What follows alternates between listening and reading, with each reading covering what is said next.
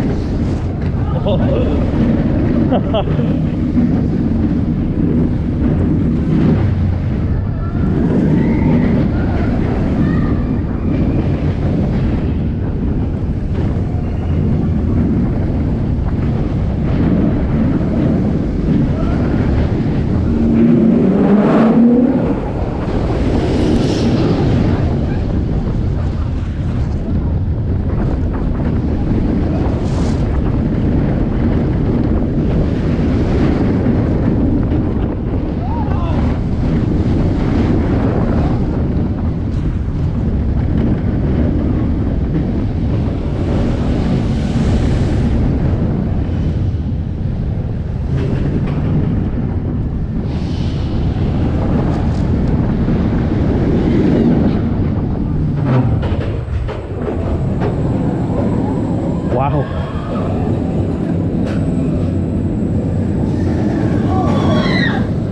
Hi, I'm Scott. My roller coaster count is 498 currently, and I am a massive fan of Intamin's work. I've been a fan of Intamin's work dating back to the 2000s when we were seeing hydraulic launch coasters opened all over Europe and of course in the US. Hello, my name's Stephen. I've done nearly 250 coasters around the world and I'm a massive fan of Intamin rides. Hi, I'm Andy. I've done around about 700 roller coasters now. My take on Taron 2024 is it's still an excellent coaster. The first time I went on Taron was in 2018. Now the first time I ever went on it, I queued 2.5 hours, which when you queue that long for a roller coaster, it can detract from the experience, especially when you queue for Taron in its cattle pen queue line, which is not a pleasant queue line to wait in. So it didn't help my opinion of the roller coaster at the time. But then on that same day, we were lucky enough to have an ERT, an exclusive ride time session on Taron for over an hour in the dark. And then I realised this is a masterpiece, an incredible roller coaster with exceptional theming in an exceptional theme park in an area which is known as Klugheim but could quite easily be Gotham City. When I first went on Taron back in 2017, I wasn't really that impressed with it, but I had waited an incredibly long time for the coaster. It wasn't bad, it was good, I enjoyed it, and I think it was one of the best Intamins out there even then. But I had been on a few other things that I thought were a little bit better. However, now I've gone on to the newer gen Intamins, the next level, they're just outstanding. So yeah, I think it is a progression and it's key. Is it still a good coaster now?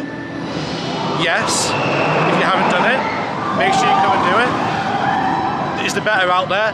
Most definitely. Because like any coaster manufacturer, they're always finding the next step, taking it to the next level.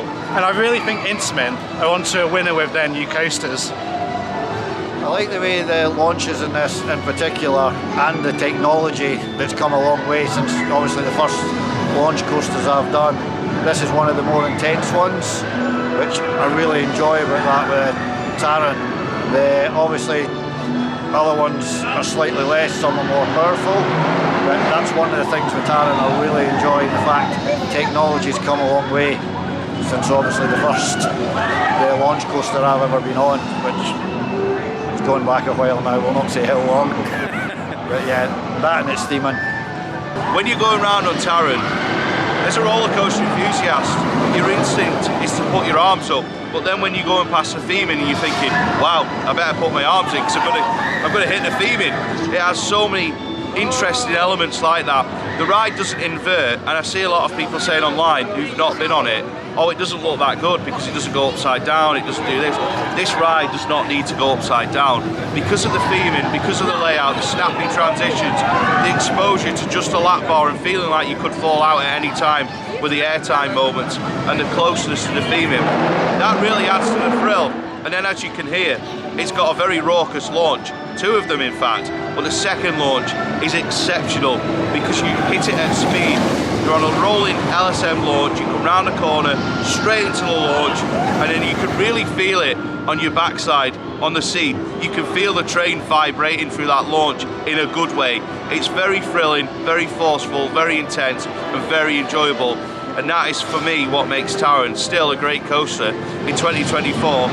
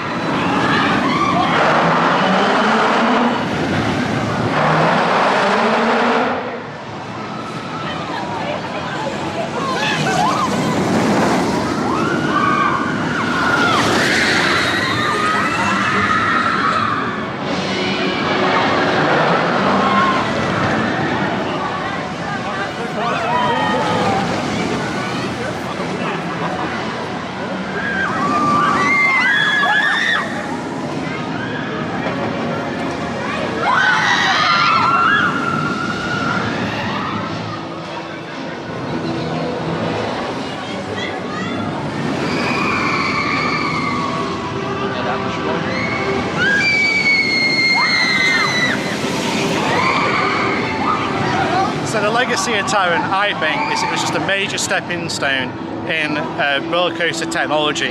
It was quite unique at the time. There were a few others trying to do it at the time, but I think Taron did it the best. One of the fastest launches out there, and the trains were just next level compared to anything previously.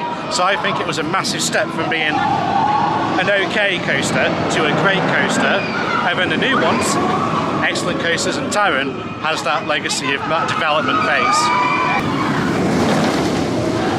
The legacy of Taron, in my opinion, is that thanks to the rave reviews and the popularity of Taron amongst people who work in the visitor attraction industry and roller coaster enthusiasts, encouraged more parks, in Europe especially, to build roller coasters like this one. There has been many roller coasters inspired by Taron, in my opinion. I think Velocicoaster at Universal has elements that you could say were inspired by Taron. Even just the trains, Batman Gotham City Escape, Tiger. There's also a clone of this roller coaster in China without the theming.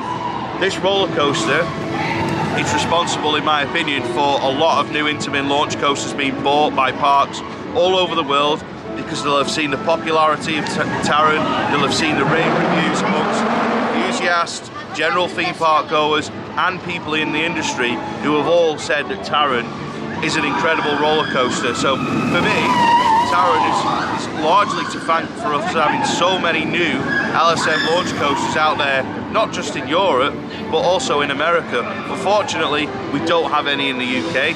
Thanks to this coaster, we've got stuff like Velocicoaster, Batman Gotham City Escape, and many more awesome launch roller coasters in the world. So for me, that is the legacy of Taron.